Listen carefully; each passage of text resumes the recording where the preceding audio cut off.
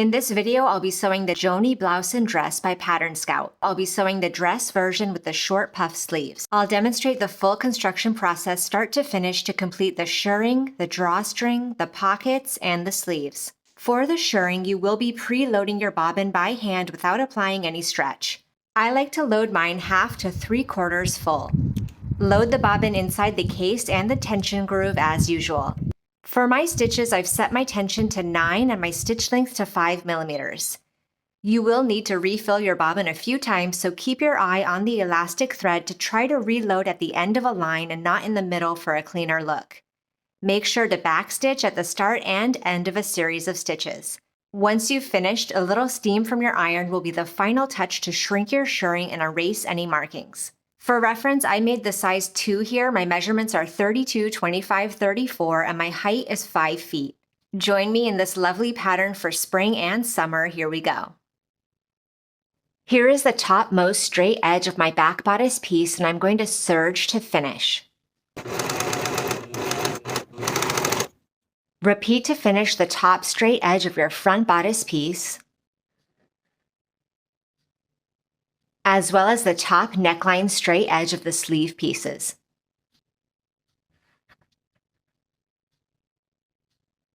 Here is my back bodice piece once again, and I'm going to start drawing the lines for my shirring. I'm going to start the straight lines at the notches that indicate the under bust on the pattern piece.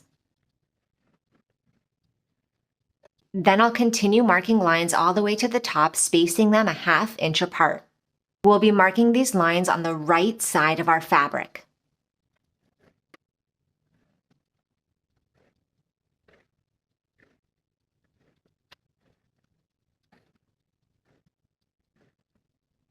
Once I've marked the majority of my lines and I've made my way to the top of the garment, I'm going to stop marking my lines about 1 inch away from the top serged edge.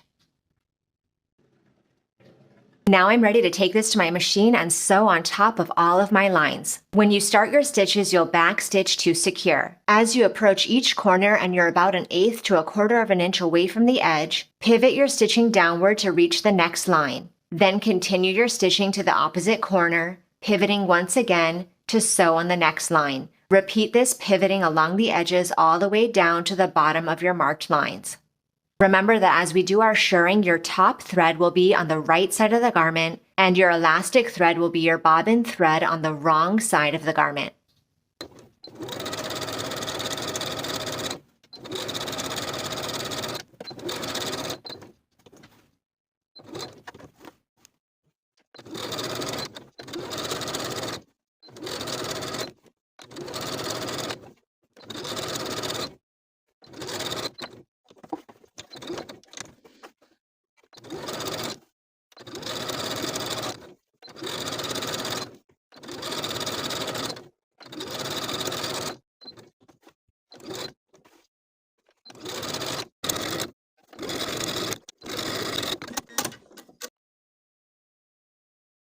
Here is my front bodice piece, and I'm going to draw my shirring lines. I'm just going to draw 2 lines as marked from the pattern piece located at the under bust section, notch to notch for both lines. And I'll sew my shirring on the front bodice in the exact same way as we did for the back bodice. Once again, allowing the top thread to be on the right side of the fabric and the bobbin elastic thread to be on the wrong side.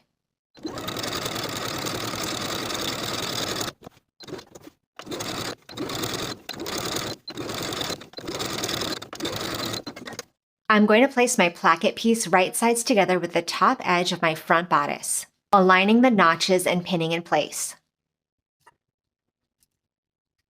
On the wrong side of the placket piece, we're going to draw a V shape from the top neckline, stopping a 1/2 of an inch away from the bottom edge of the placket. Now I'll sew on top of my marked lines.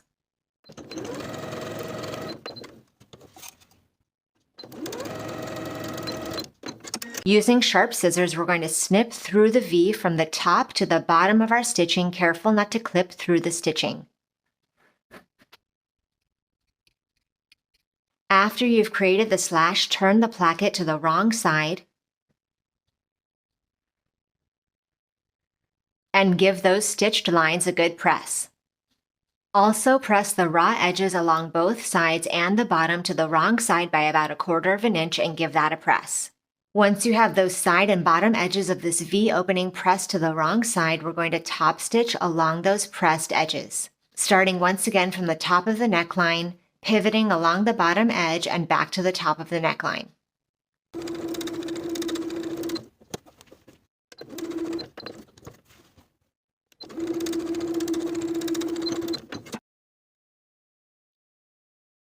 Here is the right side of my front bodice piece at the side seam, and here is the notch that indicates the pocket placement. Place the straight edge of your pocket right sides together with the side seam at the notch marking and pin in place.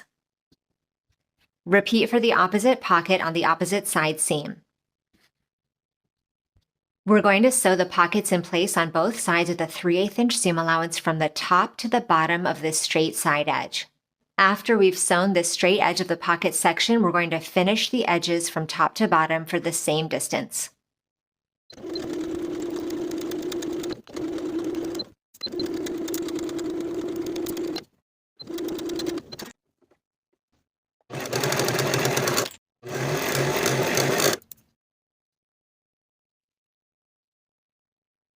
Now that the pocket is sewn to the side seam and the edges are finished, I'm going to flip this pocket over its seam allowance and give that seam a good press. Then we'll understitch this pocket, sewing the pocket to the seam allowance underneath with about 1/8 of an inch seam allowance. Repeat for both pockets.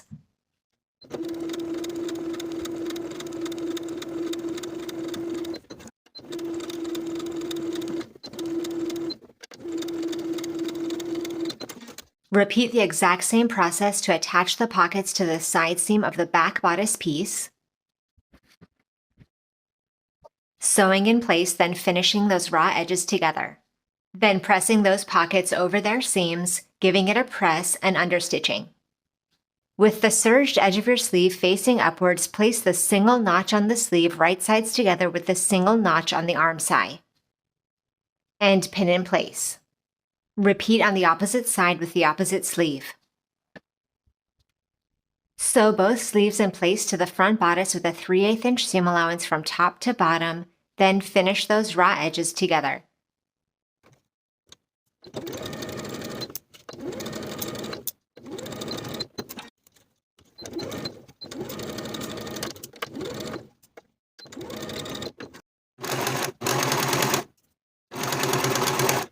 Flip your sleeves over their seam allowances. Give the seams a good press. Place your front and back bodice pieces right sides together and place the edges of the sleeve right sides together with the arm side of the back bodice in the same way as we did for the front and pin in place, aligning the double notches. Repeating once again on both sides for both sleeves.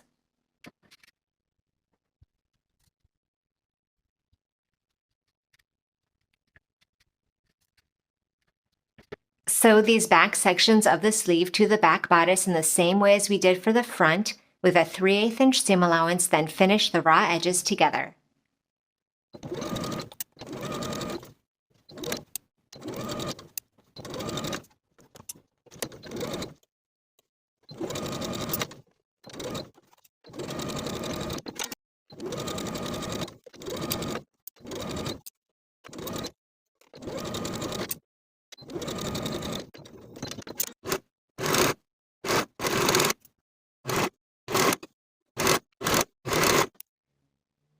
Place your front and back bodice pieces right sides together so that the bodices are together as well as their pockets and the sleeves.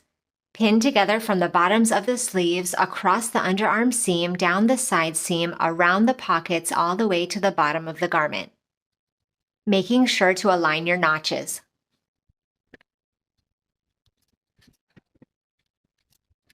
Sew as pinned with a 3/8 inch seam allowance. Once again, sewing from the bottom of the sleeve down the side seam, around the pocket to the bottom of the garment.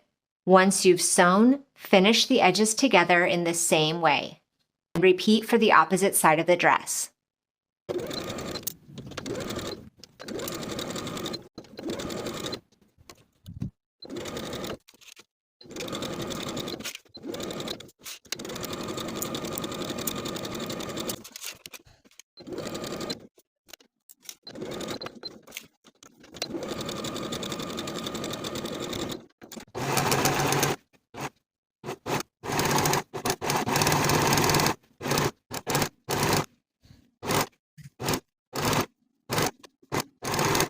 Place your drawstring pieces right sides together along one short edge and pin in place.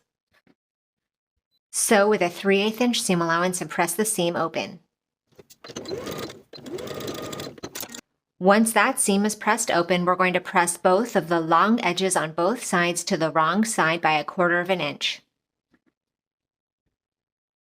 And once those long edges are pressed to the wrong side, we'll fold this piece in half once more down the middle, wrong sides together.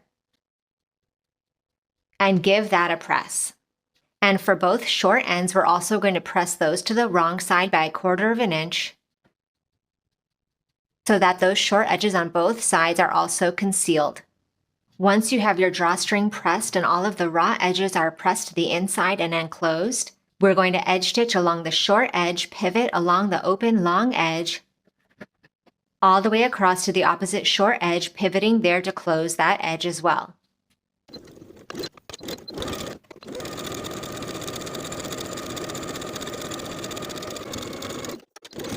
To create the casing for the drawstring, we're going to fold the top finished edges of the bodice to the wrong side by 1/2 inch. From the opening at the front bodice neckline, all the way around the tops of the sleeve and the back neckline, continuing to the opposite side of the center front. Give that a good press. Once we have all of our top edges pressed to the wrong side by 1/2 inch, we're going to edge stitch right along our finishing stitches all the way around.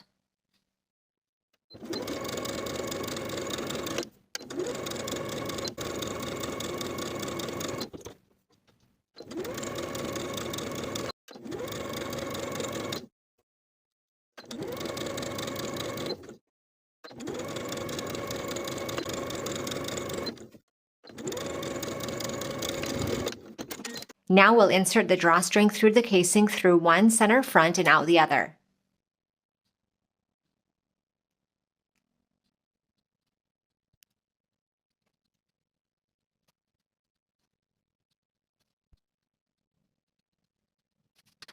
Once you've pulled your drawstring through, the neckline will begin to square in shape and you can tie it in a knot. And you can always make adjustments to this neckline once the garment is on. To hem the bottoms of both sleeves, we're going to fold the raw edge to the wrong side by 3/8 inch and once more by an additional 3/8 inch to create a rolled hem. Press in place. I've gone ahead and pressed both of my sleeve hems to the wrong side by 3/8 inch twice, and I've pinned my rolled hems in place. We're going to sew these hems in place with elastic thread, doing 2 or 3 rows of shirring to your preference, and making sure that your top thread is on the right side of the fabric and your bobbin elastic thread is on the wrong side. For my shirred hem edges, I ended up sewing 3 rows 1/4 inch apart from each other. I started at the underarm seam and sewed all the way around, then pivoted at that same underarm seam, stitched upward another 1/4 inch, sewed around, and repeated for an additional row.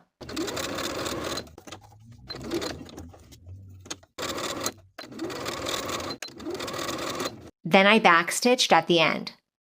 Here is the very bottom of my dress, and I'm going to press my bottom hem. We'll press the raw edge to the wrong side by 1/4 inch, then press it once more to the wrong side by an additional 1 inch all the way around and pin in place.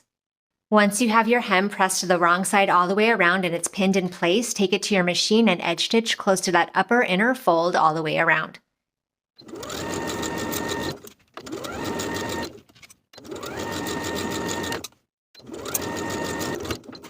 And now your project is complete.